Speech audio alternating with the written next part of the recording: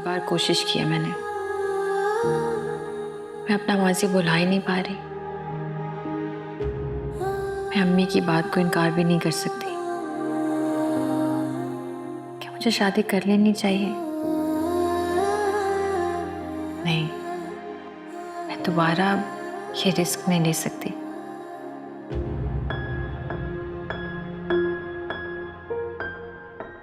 ऐ अल्लाह, मेरे बेटे के दिल को बदल दे। वो दिल का बहुत साफ इंसान है। मेरे बेटे के दिल से हादिया की मोहब्बत खत्म कर दे मेरे अल्लाह। मेरी इज्जत रखना। हर मुश्किल में तूने मुझे सहारा दे। इस बार भी मेरे और मेरे बेटे पर रहम फरमा।